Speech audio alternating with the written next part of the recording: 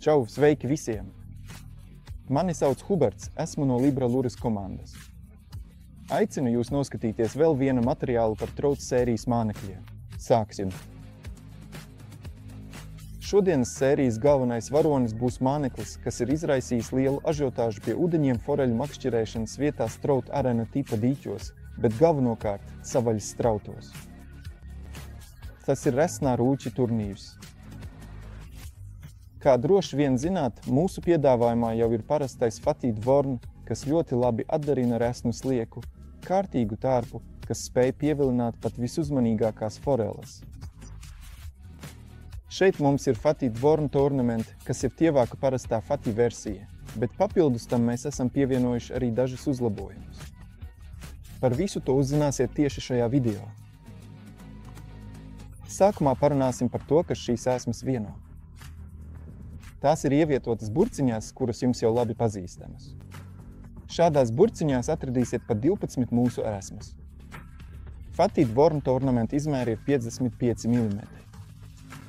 Tas tika izveidots domājot par sacensību foreļu makšķerēšanu, bet vislabāk tas darbojas arī parastās makšķerēšanas reizēs pie ūdens, lai efektīvi ķertu foreles.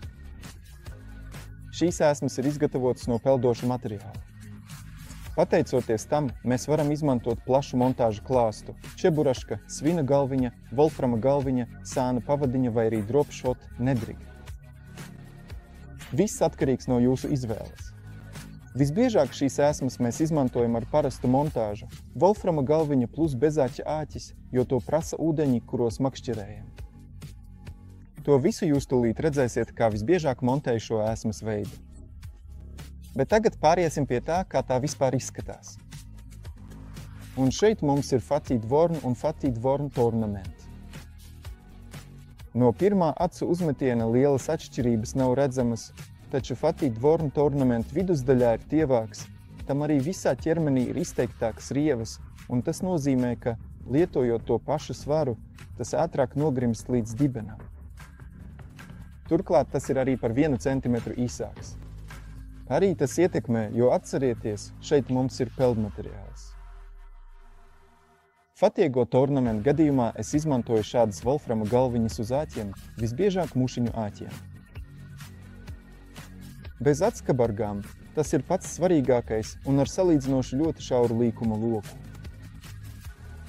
Šis āķis nav plats, tāpēc ēsma ne tikai labāk izskatās, bet arī zivis labāk uz tā uzsēžas.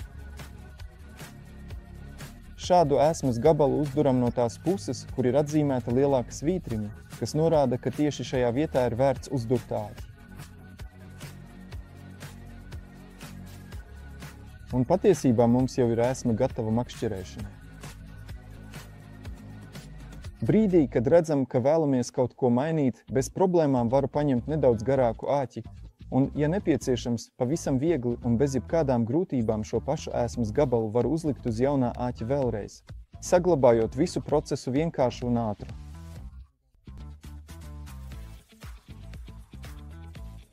Jo Libra Luras materiāls ir ļoti izturīgs, noturīgs pret mehāniskiem bojājumiem, tāpēc mēs ne tikai varam pārlikt šādu ēsmas gabalu, kā vien vēlamies, bet arī varam noķert vairākas zivis tikai ar vienu gumiju.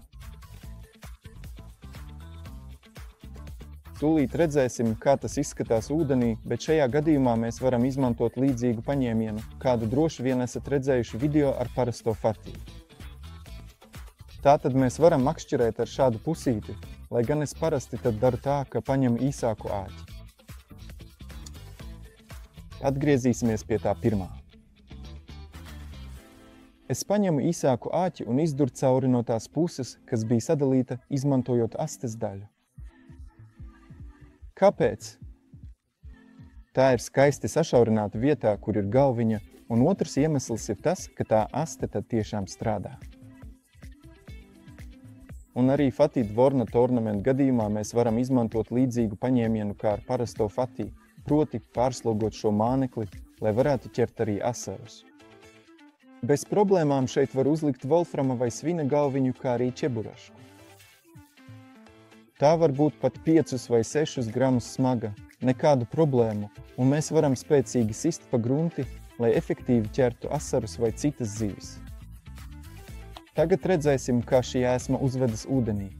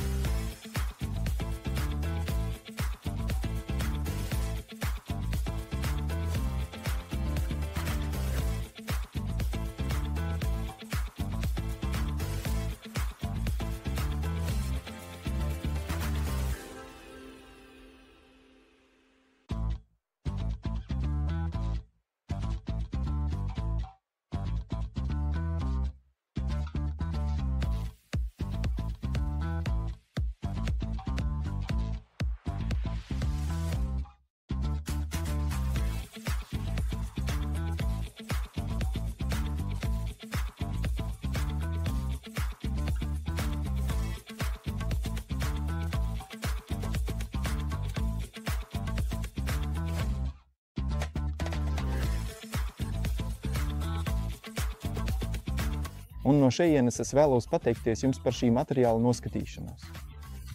Aicinu jūs sekot man Facebookā, Instagramā, TikTokā, ko arī veidoju jums, kā arī neaizmirstiet abonēt šo YouTube kanālu. Uz tikšanos nākamajā materiālā!